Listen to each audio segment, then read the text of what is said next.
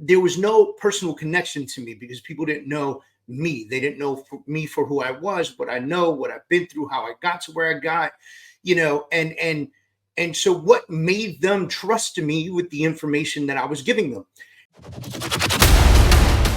Welcome to the David Adam Kurz Show. Hey, what's up, guys? Welcome to another episode of the David Adam Kurz Show. I'm so excited that you guys are here. If this is the first time you're listening to us, click the subscribe on YouTube, click the subscribe or follow on social media. Follow us on all the podcast channels like Apple and Spotify and everywhere else that you can find us. And go ahead and subscribe so that you can get access to our show. You can hear when we pop up. You can jump in when we're going over things. So today, I'm going to spend a little bit of time talking about vulnerability. I've been hit pretty hard with vulnerability lately because I'll give you a little bit of a backstory. Backstory is very simple. The backstory is that I have been on stages for probably a decade now, coaching agents, speaking, just, giving solid information, giving the word, helping people step up to the plate. And for a long time, my wife would tell me, and my wife at this point right now has been with me for almost 9 years. And so she's seen a better part of these presentations. And for a long time, she would tell me, Dave, you have to find vulnerability. You have to find humility, because I would get on the stage and I would go rah, rah, boom, boom, rah, rah, boom, boom. And people were like, yeah, throwing their hands in the air. However, there was no personal connection to me because people didn't know me. They didn't know me for who I was, what I know, what I've been through, how I got to where I got, and so what made them trust me with the information that I was giving them. And my wife said to me, she said, some of the best possible speakers out there, they tell their story and they allow the opportunity for you to get vulnerable, and they allow this crazy chance for you to do to give yourself to people so that the people in the audience can relate to what you're saying. And as that started to make sense to me, I started to try to implement that. But that's not a very easy thing to do, especially you're a Hispanic male that grew up in the Bronx, that joined the United States Marine Corps. You're expected to be like the macho of the macho of the macho, right? And being vulnerable, kind of like, that's telling someone in my position, lower your walls, right? Well, if you lower the walls, then, the bad guys could get in, right? That's the mentality. And so I had to find a way for me to get vulnerable with my situation, be able to give more to the audience. And I've tried different things. I've actually talked about, suicide temptation. I've talked about, growing up the way that I did. I talked about my childhood. I talked about my parents. I've talked about all kinds of different things to see where I feel most comfortable. And some of those items I probably never repeat on stage again. And so I am still a work in progress, right? As every one of us should absolutely always be a work in progress. And as I continue to become a work in progress, I begin to perfect what it is that I should and should not say, and the things that I should and should not do on stages and in books. And that's where this leads me to. So apparently, my book came out November 1st of this year, 2023. And The Truth About Failure was probably my most, how do I say this? My most humble, vulnerable writing that I could possibly do. And even still, even with everything that was in that book, there's still so much left out. So many stories left out. It's impossible, right? How do you get all your life stories into one book? Everybody, every single one of you listening or watching this right now has been through some shit in your life. And many of you are sitting back right now thinking, dude, seriously, I could write a book about this, right? And that's just the God honest truth. And so when we think about this for a minute, I gave what I felt like I should give, right? And then what happens with vulnerability is that some folks will take it personally. And so the folks that were involved in my vulnerability came back to me and said, man, can't believe you put that in your book. And my response is, this is my story, not your story, right? Like, it happened to me. You just happen to be involved in the situation or leading the situation, whatever the case was. These are things that happened to me that made me who I am, that gave me the qualifications to come forward with the things that I put in the book. And so some of these folks, they were not happy with me. And then there's a flip side to this. There's the masses who are completely inspired by it, right? And so I get text messages and messages almost on a daily basis. David, thanks for writing The Truth About Failure. David, this book has really resonated with me. David, man, dude, I can't believe how close or similar or the same we are, or whatever. I've literally heard it all. Or David, I've known you for 15 years and I didn't know this about you. Or Dave, like these are legitimate statements being sent to me over and over and over again. And it excites me because it means that the message is inspiring. The message is doing what it's supposed to be doing. But the people that were involved in the opportunities or the situations and where I became vulnerable, well, they're not so happy, right? And so I'm okay with that. I'm okay with that because, again, this is my story to tell. And I told it in a way that was ultimately most respectful to all parties. And unfortunately, some folks, they took offense, and it is what it is. There's nothing I can do about that. There's nothing I can change about that. By the way, the folks that took offense because they're dealing with their own issues. They're not judging me.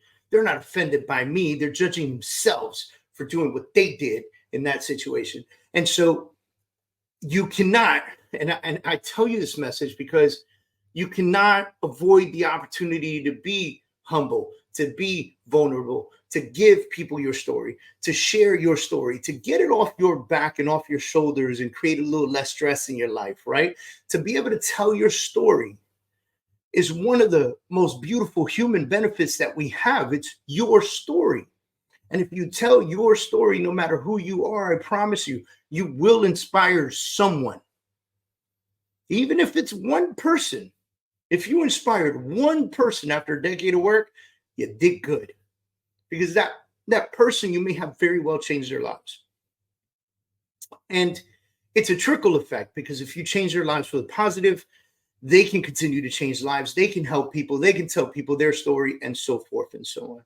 And I tell you this because you have to be the truest version of yourself without the fear or judgment of other people.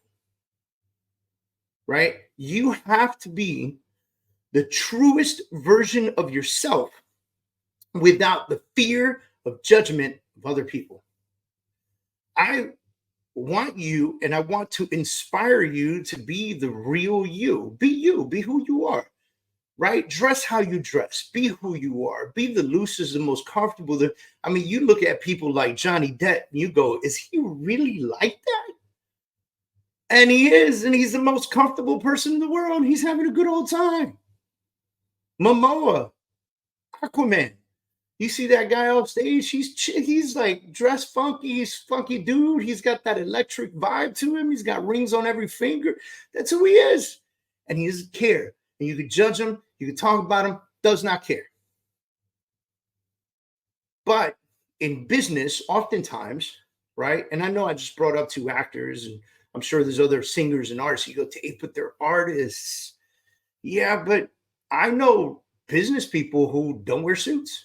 And I know real estate professionals that are at the top 1% of their game that wear shorts, t-shirts, and flip-flops. But not everyone can pull that off. They are being the truest version of themselves. They're being them. You can't show up in their neighborhood and say, okay, well, this is a neighborhood that allows me to wear shorts, flip-flops, and t-shirts. Because if you dress like that and that's not you, then you are being uncomfortable. You're not being the truest you. People know it. They just know it. You just give off that vibe. I'm not being real with you. I'm not being true. And if you give off that vibe, then you're not going to do the business you want to do. Now, I'll tell you something. This is a work in progress. This is a true grind. This is probably one of the most hardest things you will ever have to do, because you assume that people need to perceive you in a very specific way. And so you try to portray that way rather than being who you are behind closed doors.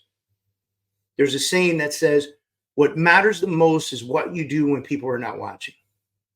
There's another saying that says, how you do something is how you'll do everything. These are things that are guiding you to say who you are chilling behind closed doors is who you should be publicly. And who you are publicly should be who you are behind closed doors. Be the right version, the real version of yourself. And if the community that you are serving does not accept you for who you are, then find your tribe. Find the people who will accept you for who you are, who will embrace who you are, who will love you for who you are, and who will do business with you regardless of what you do, what you say, who you are, or anything else. It's incredible to me that so many of us are walking on eggshells. We don't talk about religion. We don't talk about race. We don't talk about government. We don't talk about politics. We don't talk about presidents.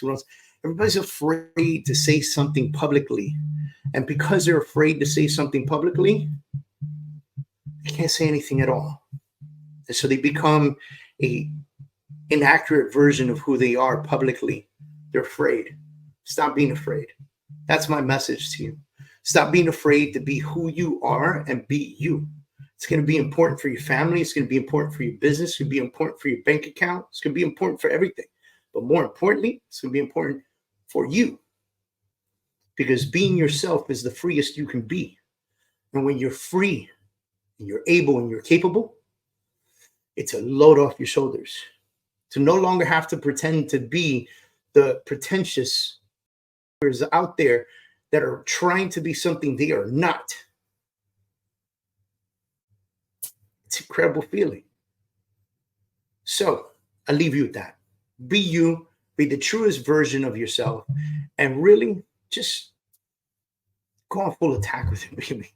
All right? Ladies and gentlemen, like I said, man, this is the David Adam Kurz Show. These are short skits, by the way. This is what I do on a weekly basis. I try to bring it to you strong, hardcore. I want you guys to listen to this every single week. So jump in, subscribe, do everything necessary so that we can make sure that you're getting alerted consistently when we put these videos out. I'm excited to have you on the channel. If you haven't yet, check out the freedomachieveracademy.com. freedomachieveracademy.com. That's our full online academy. If you want to know more about me, just visit everythingdavidkurz.com. Everything, DAVIDKURZ.com. See you guys soon.